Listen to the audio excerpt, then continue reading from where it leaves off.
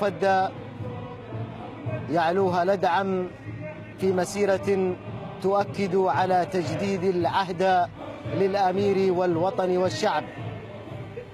اليوم هو يوم الفخر، هو يوم الاعتزاز.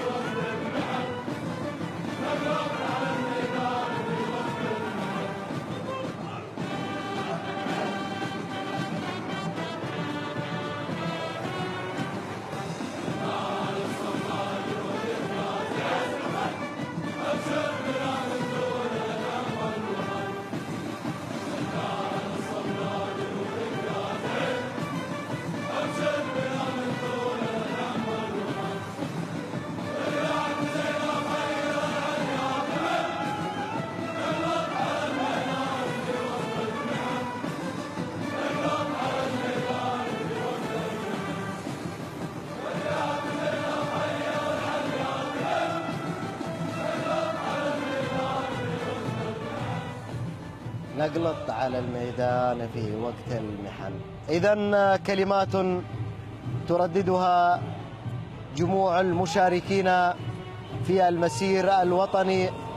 حنا أهل الصملة جنودك يا زعيم، أبشر بنا من دون لدعم والوطن، إلى اعتزينا خيل العليا تميم، نقلط على الميدان في وقت المحن.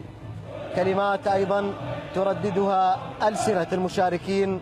سيادة المقدم جار الله بن حمد النابت، بدأت الآليات الآن تمر أمامنا، وأيضا بدأ المشاركين يسيرون حاملين حبهم لهذا الوطن ولقائد هذا الوطن. نعم سعد، كما نرى من الأبيات، هذه الأبيات حقيقة منتقاه بعناية، تعبر عما يدور في خاطر كل فرد وابن من أبناء هذا الشعب. أيضا هي تربية للجيل القادم، كون هذه الأبيات تحمل اسم سيدي سمو الأمير والاعتزاء والانتخاء باسم سيدي سمو الأمير، هي تربية للأجيال القادمة. الآن هذا العرض حقيقة يقف شعر الرأس عندما يمر علم دولة قطر. هذه المشاعر تنقل إلى الجيل الصغير الحاضر، الناس الموجودة الآن أبنائهم موجودين، صغار للجيل هذا يأخذ الانتماء والانطباع والمحبة والوفاء والولاء لسيدي سمو الأمير ولهذا البلد. نعم. أيضا سيادة النقيب مبارك بن سالم البوعلين، نشاهد هنا أيضا الآليات العسكرية التي تمر أيضا، ونشاهد أيضا من خلالها هذه الأفواج الكبيرة من المشاركين يرددون حنا أهل الصملة جنودك يا زعيم، أبشر بنا من دون لدعم والوطن، إلى اعتزينا خيل العليا تميم، نقلط على الميدان في وقت المحن. طبعا هذه الأعداد وهذه الكتل الضخمة المهيبة والمرور أمام سيدي سمو الأمير والفخر والاعتزاز اللي يشعرون فيه، فالنشيد وترديد النشيد، أنت ملاحظ أن العساكر يردد نشيد بكل حماس. صحيح. فهذه اللحظة اللي كانوا ينتظرونها طول ال6 شهور التدريبات، فهذه اللحظة اللي كانوا ينتظرونها، تشريف سمو الأمير لهذه الأرتال وهذه الأعداد المهولة. الحمد لله جاءت الأعداد ما شاء الله بشكل كبير وبشكل مرتب جدا. ترى الأفواج وترى الفصائل مرتبة بشكل دقيق جدا، فهذا يدل على جهد كبير من اللجان المشاركة أو اللجنة المنظمة. فالحمد لله عرض ولا أروع. الحمد لله. نعم، هناك أفواج كبيرة سيادة الملازم حمد تشارك في مسير هذا العام. هناك حماس كبير دائما يعلو على أصوات المشاركين في المسير الوطني. حدثني عن حماس المشاركين في مثل هذا الموقف وصولا ومرورا أمام سيدي الأمير يحفظه الله. نعم، في بداية الأمر الله يديم الأمن والأمان على دولة قطر. آمين. والله يديم توجيهات سمو الأمير الشيخ تميم اللي وصلتنا لهذا المستوى وهذه الإمكانيات من تقديم عروض بهذه الأعداد الكبيرة وبهذه الآليات والإمكانيات المتوفرة لحفظ أمان الدولة، واستعداد دائما يكون لتغطية الواجب أثناء الندالة.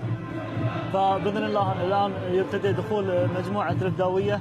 مجموعة الإفداوية وهي مجموعة تابعة للوحدة الخاصة كقوة الأخوية، وهي تتميز باللياقة العالية والقدرة البدنية العالية للأداء الواجبات والمهام المكلفة بها.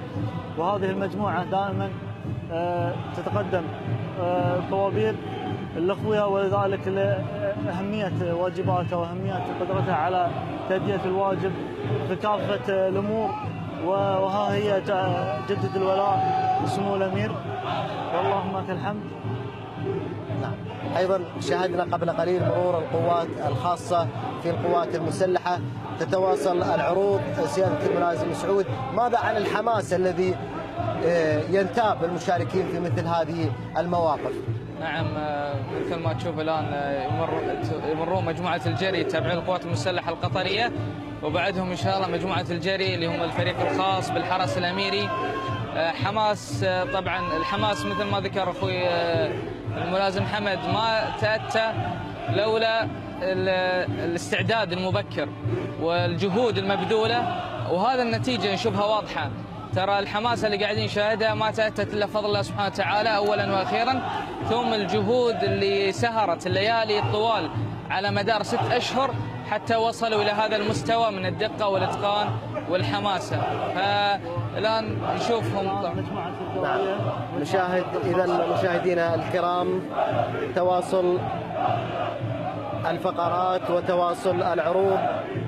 الآن فريق قوة الأمن الداخلي يتقدم هذا الفريق أو هذا العرض سعادة الشيخ خليفة بن حمد بن خليفة آل ثاني شقيق سمو الأمير، الذي يشارك كما نشارك نحن في حب هذا الوطن، في التفاني، في تقديم أرواحنا فداء لهذا الوطن. تليها مجموعة العمليات الخاصة ومجموعة الجري، وهي مجموعة تعادل مجموعة الإفداوية في الكفاءة وفي مستوى اللياقة العالي، وهذا السبب دخولهم بهذه الطريقة، دخول طريقة الجري. نعم سعد، الآن يمرون منصة سيدي سمو أمير بلاد مفدى المشار راجلة من الحرس الأميري، اللي صراحة يعني مضوا الأوقات الطوال في الاستعداد الحثيث للظهور بأفضل مظهر وأفضل صورة تليق بمكانة الحرس الأميري. فهؤلاء نخبة من ضباط وضباط صف وأفراد الحرس الأميري اشتغلوا صراحة وقت طويل، يعني قرابة 6 شهور. كان هناك مثل ما ذكرت لكم مسابقة للمشاة وبروفات صباحية ومسائية.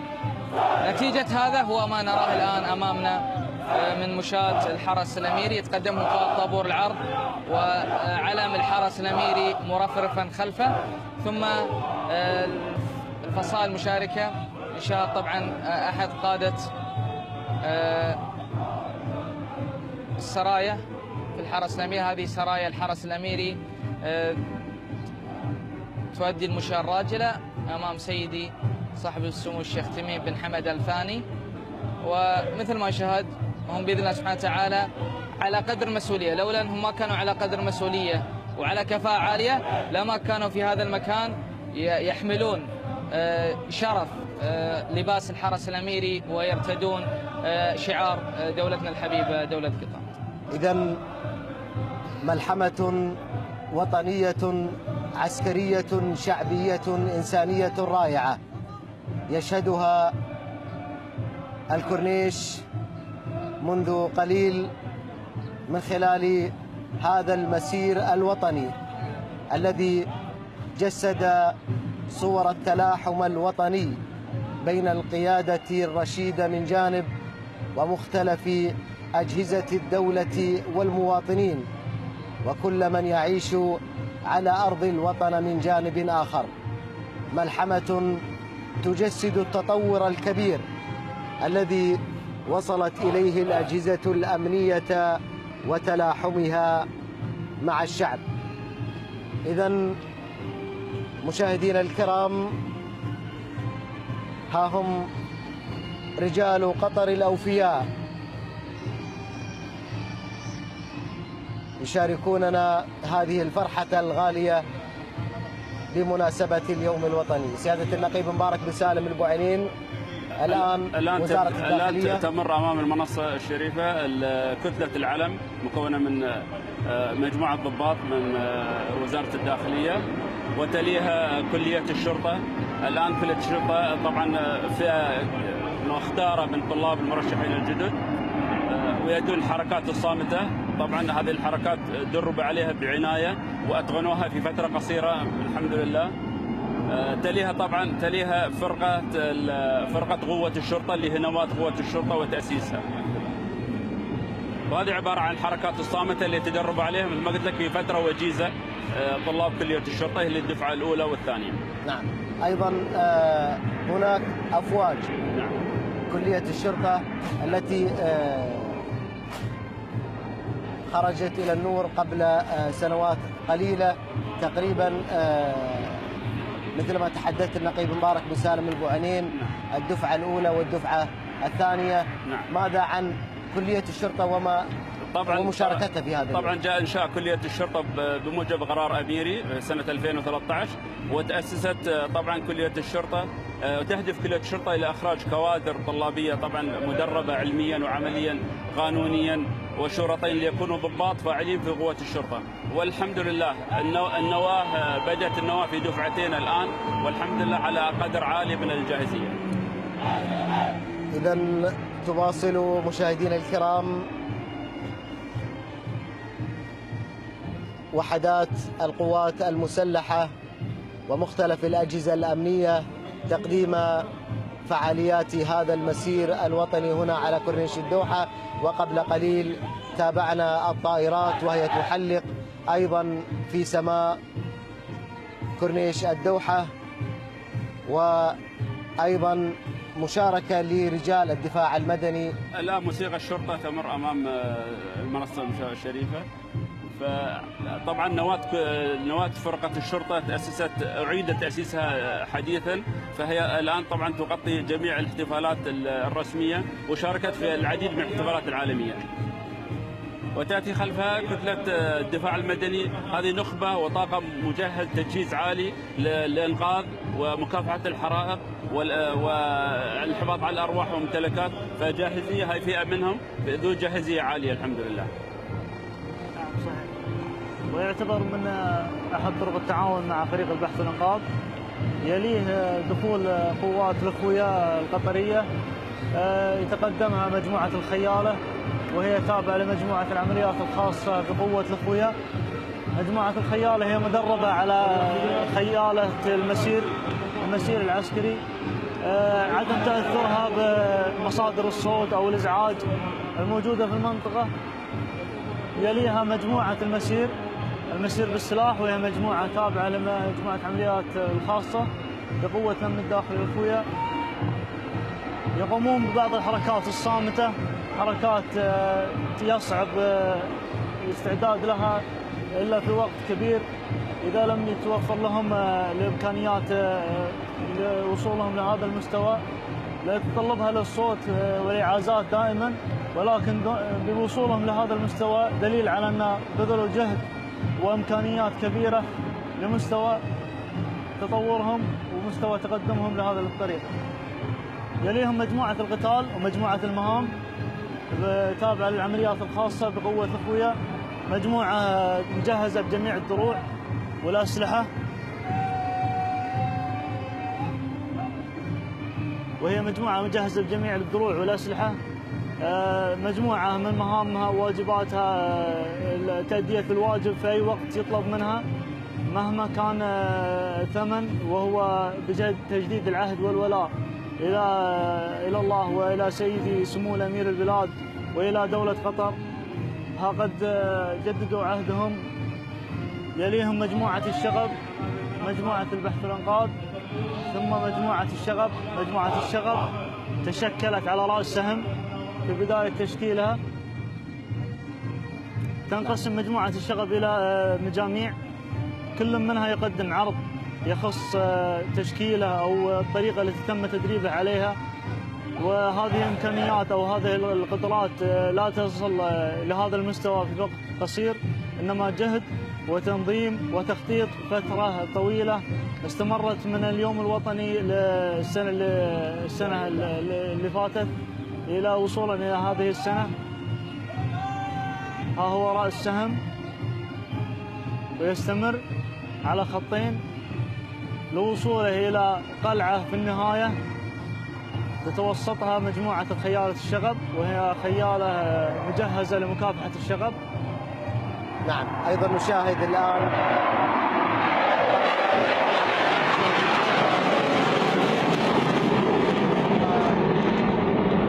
كورنيش الدوحة، أيضا القوات البحرية الأميرية تشارك.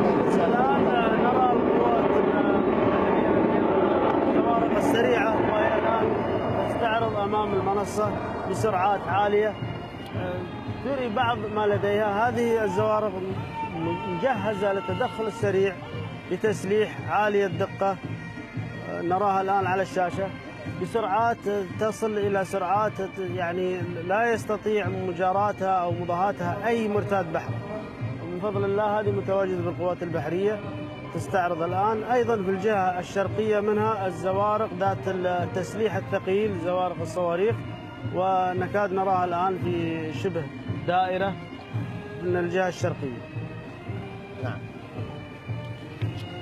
الآن مجموعة جناح الأثر، وهي مجموعة مختصة في البحث والإنقاذ، مساعدة لفريق البحث والإنقاذ، ومجموعة أخرى تساعد في حالات احتياجها لواجب مناطق التفتيش أو مناطق تأمين المناطق الاحتفالات في قبل حدوثها. نعم. إذا هنا تحليق للطائرات، وأيضا هنا الزوارق. القوات البحرية. هذا أيضا زورق من زوارق القوات الخاصة البحرية، زورق مطاردة، زورق تدخل سريع، زورق مسلح ويحمل فريق خاص. هذا الزورق قد يراه المشاهد بأنه زورق عادي، إنما هو أيضا مجهز بحماية الأشخاص اللي فيه. هو زورق ضد الرصاص على سرعات عالية، يصل إلى مسافات أبعاد الزوارق التي تضاهيه في الحجم. الآن نشاهد مجموعة الأطفال، أطفال الحرس الأميري. قسمناهم إلى عدة مجموعات مقتدين بكبار إخوانهم الكبار اللي يسبقون قبل شوي مع المشاة الراجلة. طبعا هذا كان نتيجة جهد كبير وتنسيق عالي مع الأخوة في المجلس الأعلى للتعليم. مثل ما ذكرت في البداية نحن الحمد لله في هذا العام غطينا حوالي 70% من نسبة المدارس في دولة قطر، وهذا طبعا من باب توجيهات سعادة قائد الحرس الأميري اللواء الركن هزاع أبو خليل الشواني بضرورة المشاركة المجتمعية في كافة المناسبات. أيضا لهم اليوم مشاركة في الحي الثقافي كتارة إن شاء الله. هذا أحد أبناء الحرس الأميري يؤدي التحية لسيدي أمير البلاد المفدى. طبعا مرتدين. نعم. يعني جزاه الله خير سمو أمير البلاد المفدى. سيدي سمو الأمير يحفظه الله وسمو الأمير الوالد يقفون لرجال المستقبل يقفون تقديرا لهذه المشاركة. نحن نقف أيضا احتراما وتقديرا لهذا الوقوف الكريم الذي نستلهم منه حبا كبيرا لأبناء هذا الوطن.